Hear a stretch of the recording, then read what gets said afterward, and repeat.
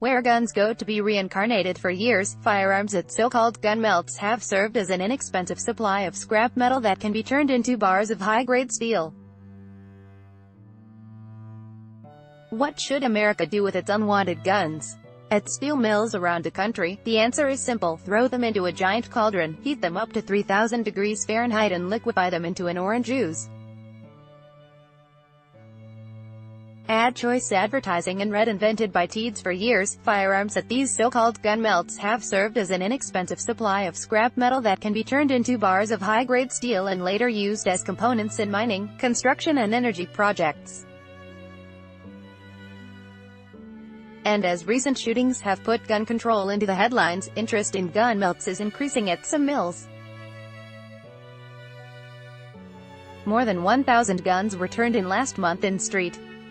Paul at a steel mill run by Gerdau Steel North America, a subsidiary of a Brazilian company that processes scrap metal. The mill has produced steel used in wind turbine foundations, Harley-Davidson motorcycles and Caterpillar equipment. Advertisement. The firearms come from a variety of sources: rifles confiscated by the police, shotguns surrendered by owners, handguns used as evidence in closed cases and deactivated service weapons.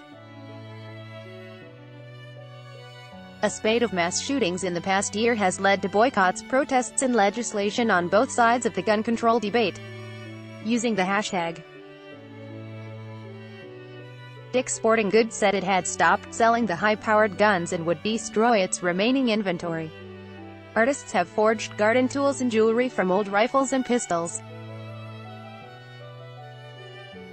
A line of watches made from firearms seized from conflict-torn regions has garnered some $400,000 in pledges on Kickstarter, well over 10 times the goal. For years, police departments and community groups have held gun buyback events around the United States, trading cash, gift cards and grocery vouchers for firearms handed over to law enforcement. Many reported an upswing in participation this year. Many more guns than in previous years are being run through the shredding machines at Gunbusters, a Missouri-based chain that pulverizes firearms around the country and sells any salvaged parts to gunsmiths and gun dealers, executives said. The company also makes money by recycling the resulting scrap steel. Advertisement. In other parts of the country, unwanted firearms are sent to gun melts at steel mills, including Gerdau's Paul facility conducts its semi-annual melt for free in exchange for the steel the firearms provide. The guns contribute a tiny portion of the 400,000 tons of steel that the St. Paul plant produces each year, but free metal is hard to turn away when scrap is expensive. County sheriff's offices, small-town police departments and even airport law enforcement agencies participate. Before each melt, a caravan of police cruisers, box trucks and trailers moves through radiation detectors, a standard precaution outside the St.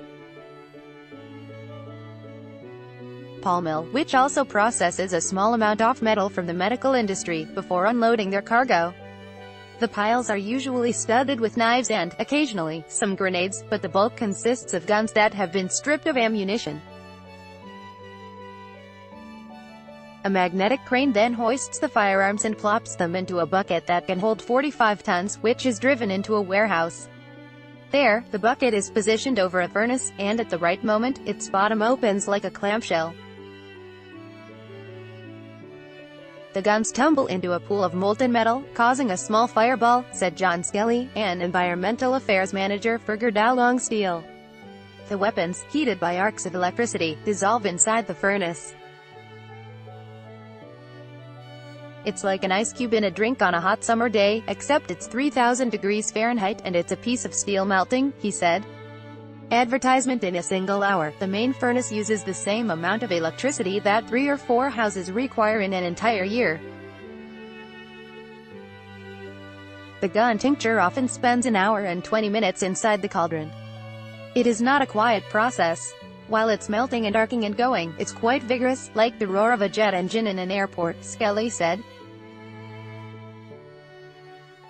As the steel gets melted, it calms down a lot, and it's a loud hum like a lawn tractor. Eventually, the liquefied guns are poured into a ladle and sent to a refining station at the plant, and then onto a separate machine to be solidified.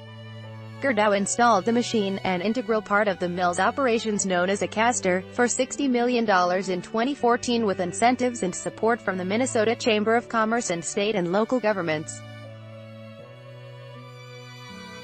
The caster is so large that it sits in its own 8-story warehouse, forming the molten steel into long rectangular blocks called billets and then cooling them.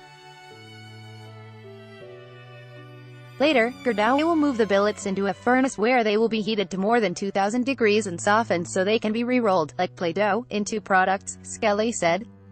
Distributors then sell the steel to a variety of industrial customers.